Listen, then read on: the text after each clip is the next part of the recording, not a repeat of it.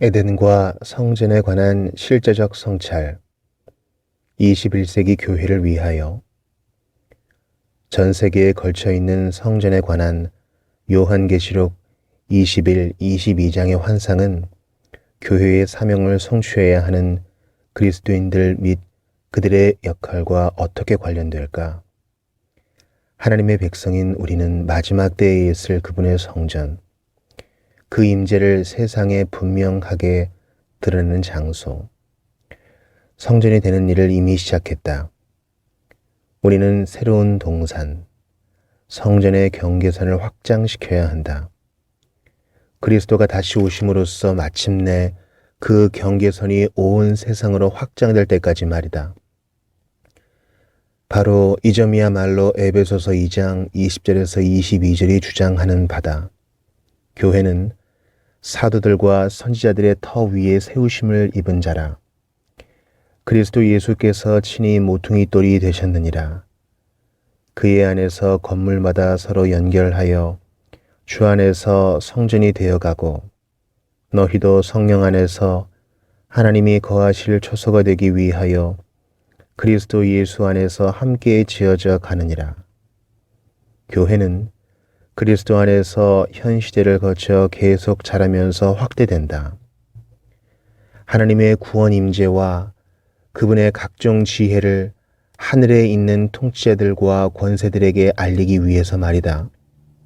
마찬가지로 베드로는 에베소서와 비견될 방식으로 그리스도를 산돌로 칭한 후 그리스도인들에게 산돌같이 신령한 집으로 세워지고 거룩한 제사장이 될 것을 요청하는데 이는 하나님의 덕을 선포하기 위해서다.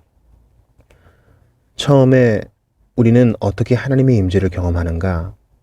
그리스도를 믿음으로써 경험한다. 그는 우리 죄를 위해 죽으시고 죽은 자들로부터 다시 살아나신 후 주 하나님으로 다스리신다. 그 다음에는 하나님의 성령이 우리 안으로 들어와 내주하신다. 그분이 에덴 성전과 이스라엘 성전에 거하시던 것과 똑같은 방식으로 말이다. 우리는 자신의 삶과 교회 안에서 하나님의 임재를 어떻게 확대시킬 수 있을까? 아담은 타락 이전의 삶 속에서 어떻게 하나님의 임재를 유지했을까? 확실히 하나님의 말씀을 기억하고 믿고 순종한다는 것은 그분과의 건강한 관계를 유지하는 데 필수적이었다. 하나님이 그를 동산에 두시고 그로 하여금 땅을 섬기고 경작하고 지키게 하신 후 동산 성전을 섬기고 지키는 데 도움을 줄 세 가지 명령을 기억하도록 하셨음을 상기해보라. 창세기 2장 16, 17절에서 하나님은 동산 각종 나무의 열매는 내가 임으로 먹되 선악을 알게 하는 나무의 열매는 먹지 말라. 내가 먹는 날에는 반드시 죽으리라 라고 말씀하신다. 사탄 같은 뱀을 만난 하와는 하나님의 말씀을 정확하게 기억하는 데 실패했거나 자신의 목적을 위해 의도적으로 이 말씀을 변형시켰다. 첫째, 하와는 단순히 우리가 먹을 수 있으나 라고 말함으로써 자기들에게 주어진 특권을 최소화한다. 하나님은 내가 임으로 먹되 라고 말씀하셨음에도 불구하고 말이다. 둘째, 하와는 너희가 죽을까 하노라 라고 말함으로써 심판을 최소화한다. 하지만 실제로 하나님은 반드시 죽으리라 라고 말씀하셨다. 셋째, 하와는 만지지도 말라 라는 내용을 강조함으로써 금지 명령을 극대화한다. 따라서 그녀는 역사상 최초의 율법주의자가 된다. 왜냐하면 하나님은 애초에 먹지 말라고만 말씀하셨기 때문. 아담과 하와는 하나님의 말씀을 기억하지 못함으로 인해 타락했으며 그분이 주신 에덴 성전의 경계선을 확장시키는 데 실패했다. 그러나 마지막 아담이요 참 이스라엘이신 예수 그리스도는 말씀을 알고 그것에 순종하셨으며 자신을 하나님의 성전으로 세우셨다. 마태복음 4장에서 마귀가 언제 그리스도를 유혹하려고 했는지를 잘 생각해 보라. 각각의 유혹에 대해 예수는 구약 성경의 신명기 텍스트, 곧 모세가 과제 수행에 실패한 이스라엘을 책망할 때 사용했던 신명기의 말씀을 인용함으로써 응답하신다. 그리스도는 아담과 이스라엘이 실패한 바로 그 유혹을 이겨내는 데 성공하셨다. 왜냐하면 그는 하나님의 말씀을 기억했고 그것에 순종하셨기 때문이다. 따라서 그리스도는 마지막 아담이요 참 이스라엘이시다. 그는 하나님의 말씀에 의지해서 왕의 자격으로 악을 다스리시되 아담과 복수형 아담인 이스라엘이 마땅히 해야 했던 방식으로 그렇게 하신다. 과연 우리는 예수가 하신 것처럼 날마다 믿음으로 하나님의 말씀을 향해 나아감으로써 그분의 임재로 점점 강해지는가? 그리스도를 알지 못하는 자들에게 하나님의 임재를 전해야 할 과제를 수행하기 위해서 말이다. 신자들은 그리스도를 위해 살고 그의 말씀을 전해 불신자들이 그것을 받아들이도록 하고 의기양양하게 인간 마음을 붙들고 있는 사탄의 권세를 깨뜨림으로써 그분의 임재를 전하는 방식으로 자기가 그리스도의 아담 왕권과 연합한다는 것을 표현한다. 하나님의 말씀을 알고 순종하는 것에 더해서 솔로몬의 성전 봉헌은 기도가 성전과 관련해서 대단히 중요한 의미를 가지고 있음을 강조한다. 솔로몬은 다양한 상황에 대한 응답으로 이스라엘이 이곳 성전을 향하여 기도해야 함을 계속해서 강조하며 자신이 직접 하나님께 주께서 계신 곳 하늘에서 들으시고 들으시사 사하여 주옵소서라고 기도한다. 사실 기도나 간구에 대한 언급은 이 이야기 전체에 걸쳐 계속 나온다. 이스라엘이 하늘의 하나님을 직접 향하지 않고 도리어 구체적으로 지상의 성전을 향해 기도해야 하는 이유는 자주 우리가 현재 연구에서 살핀 것처럼 하늘 성전에 있는 하나님의 임재가 지성소로 확대되었기 때문이다. 하나님이 말씀하신 것을 회상하면서 솔로몬이 강조한 것이 바로 이 지점이다. 내 이름이 거기 있으리라 하신 곳, 이 성전을 향하여 주의 눈이 주야로 보시오며 주의 종이 이곳을 향하여 비는 기도를 들으시옵소서. 열왕기상 8장 29절. 하나님의 이름은 그분의 품성과 임재를 표상한다. 따라서 제사장들만 성전 경내에서 기도하는 것이 아니라 이스라엘 백성 전체가 하나님의 임재가 머무는 지상의 성전을 향해서 기도해야 했다.